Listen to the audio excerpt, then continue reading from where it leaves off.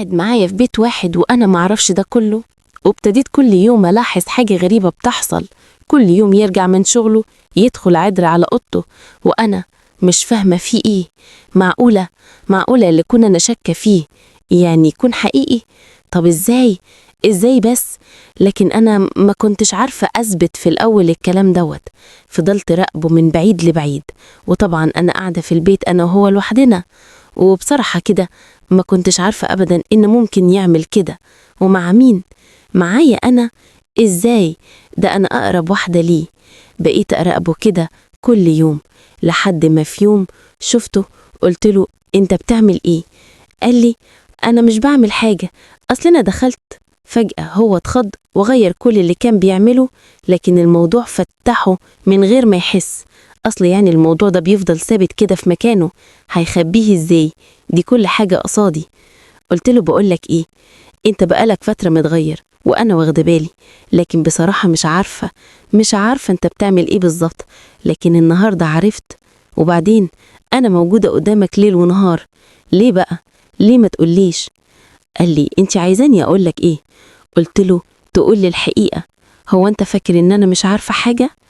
ليه تبقى عبيط؟ أنا فاهمة كل حاجة، لكن بصراحة قلت أسيبك أنت اللي تبقى لوحدك وتيجي تقولي. قال لي بقولك إيه، أنت أختي لكن. قلت له لكن إيه؟ أنت عايز إيه بالظبط؟ بقولك إيه، أنا بعد ما اتطلقت وجيت قعدت هنا كنت فاكرة إن أنا هتعذب بالموضوع ده يعني، وبعد جوزي عني، وكنت فاكرة إن ده اللي هيحصل لي. لكن بعد ما شفتك حسيت إن أنا لسه قدامي فرصة أعمل اللي أنا عايزاه. قال لي وبعدين معاكي، أنت عايزة إيه بالظبط؟ قلت له أنا عايزة اللي أنت عايزه، وأنا عارفة كل حاجة على فكرة. قال لي عارفة إيه؟ قلت له عارفة إن أنت نفسك في الموضوع ده قوي. وبعدين هو أنا غريبة؟ ده أنا أختك وفاهمة كل حاجة، اوعى تنسى إن أنا كنت متجوزة برضه. قال لي يعني إيه؟ قلت له يعني كل حاجة بتعملها أنا فاهماها وعارفة كويس قوي أنت عايز إيه. قال لي بقولك إيه، سيبيني في حالي. قلت له لا مستحيل أبدا، أنا لازم أشوف. قال لي تشوفي إيه؟ قلت له لازم أشوف كل حاجة، أنا خدت بالي وأنا داخلة. يلا بقى وريني. وقتها اتلغنط وما كانش عارف يعمل إيه، لكن أنا علمته كل حاجة، ولقيته هو كمان بيطلب مني إني أعلمه وما سيبهوش كده على عماه. وبصراحة اللي حصل غير كل توقعاتي. أيوة، أصلا أنا كنت فاكرة إن أنا الموضوع خلاص على كده، لكن لأ، اتأكدت كويس قوي إن هو نفسه في الموضوع أكتر مني. وفعلا اليوم ده غير فيه كل توقعاتي، وحصل اللي أنا ما كنتش أتوقعه. أنا هقول لكم على اللي فيها واللي حصل بيني وبين أخويا بعد ما بقى بيرجع كل يوم من شغله على أوضته. هقول لكم، لكن في الأول عايزاكم تعملوا لي لايك للفيديو واشتراك في القناة لو لسه ما اشتركتوش، وتنزلوا بسرعة تفعلوا زر الجرس علشان يجيلكم تنبيه وإشعار بكل حاجة جديدة وجميلة وحصرية بتنزل عندي على القناة أو على بقية قنواتي. اوعوا تنسوا قناة شيخ الحارة، القناة اللي بجد قلب الموازين. يلا روحوا على هناك وقولوا لي بقى ايه رأيكم. ودلوقتي يلا بينا نكمل قصتنا ونعرف صاحبة قصتنا ايه المشكلة بالظبط اللي عندها وليه جايلنا وعايزينها نساعدها في ايه. ودلوقتي يلا بينا ندخل في القصة. أنا وأخويا ملناش غير بعض من ساعة مامي وأبويا ماتوا، وأنا اللي متولياه كل أموره، بشوف طلباته وبخدمه برمش عينيا. وبصراحة أخويا اللي عندي معزة خاصة خالص، طول الوقت حاساه ابني مش أخويا. ولما اتجوزت كنت حاسة إن هو بعد عني بسبب إن أنا ما بسألش فيه، أو إن أنا حياتي أخدتني حاجات كتير قوي قوي ما كنتش فاكرة إن أنا ده هيحصل لي بسبب اللي حصل لأخويا. أيوة، وبصراحة كده حبي لأخويا أثر على حياتي أنا كزوجة.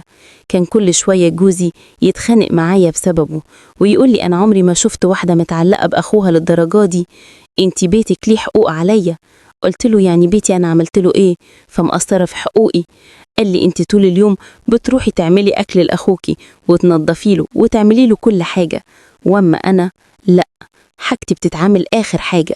بصراحة كان الموضوع غيرته ده مضايقني وما كنتش عارفة اعمل ايه، اراضي مين فيهم؟ لكن ده اخويا، ازاي بس؟ ازاي هعمل مع ده كله؟ هو ما يستاهلش مني كده ابدا. وانا اتخانقت مع جوزي خناقة كبيرة قوي، قلت له بقولك ايه، ده اخويا وانا مش هسمح لك ابدا ابدا انك تتكلم عليه كده. قال لي يعني ايه؟ قلت له اللي انت سمعته، هو ما عملكش حاجة. انا مش فاهمة انت بتعمل معاه كده ليه؟ قال لي بقولك ايه بقى، من الاخر كده، يا انا يا اخوكي. قلت له من غير تفكير ولا تردد، ايه اللي انت بتقوله ده؟ انت بتقارن حياتي وحبي ليك بحب الاخويا وعايزني اختار ما بينهم؟ انا اكيد طبعا هختار اخويا. وفعلا رجعت بيت اهلي تاني اللي عايش فيه اخويا. وبعد فترة تم الطلاق نهائيا بيني وبين جوزي، ورجعت عيش تاني مع اخويا. لكن حياتي كست متجوزة وبقت منفصلة غير قبل ما اتجوز. كل حاجة بقى معايا غريبة فيها، بقى يبص لشكلي وشكل جسمي كده بطريقة غريبة. ما كنتش فاهمة هو ليه اتغير معايا كده. أنا يعني ما عملتش حاجة ألفت نظره، وأنا ما كنتش عارفة إنه هو ابتدى يدخل في سكة تانية خالص، وابتدى كل يوم يرجع من شغله، بعد ما كان بيرجع من شغله يجي يقعد معايا، بقى يدخل على أوضته ويقعد فيها بالساعات. وأنا أسمع حاجات كتير قوي قوي بتحصل، بسمع أصوات كأن في ست في الأوضة. وأنا لو ما كنتش متأكدة إنه داخل الأوضة لوحده كنت قلت ده أكيد جاب حد معاه هنا في البيت. لكن أنا متأكدة، لكن ما كنتش عارفة بصراحة أثبت إزاي. أصل يعني هدخل أقوله أنا بسمع صوت واحدة؟ وبصراحة وبيني وبينكم برضو كنت مكسوفة منه. أصل يعني الموضوع مش سهل، والأصوات اللي أنا كنت بسمعها دي كانت أنا بصراحة بتأثر عليا، ما أنا برضو في الآخر ست كنت متجوزة وكان في حياتي راجل. فعشان كده زي ما تقولوا يعني الموضوع كان بيأثر كتير كتير معايا، وما كنتش عارفة أعمل إيه ولا فتح في الموضوع ده إزاي. قلت أنا هصبر عليه وهكبر دماغي، يمكن هو يعقل، يمكن يعني ما يحتاجش إن أنا أكلمه. لكن الموضوع زاد وبقى الصوت كل مادة بيبقى أعلى وأعلى. أيوة زي ما بقول لكم كده، بيني وبينكم كنت هتتجنن.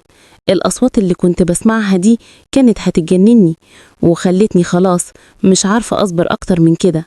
بقيت أكلم نفسي طول الليل، طب وبعدين هتعملي في نفسك إيه؟ الموضوع زاد قوي عن حده، وما كنتش عارفة بصراحة أتصرف إزاي.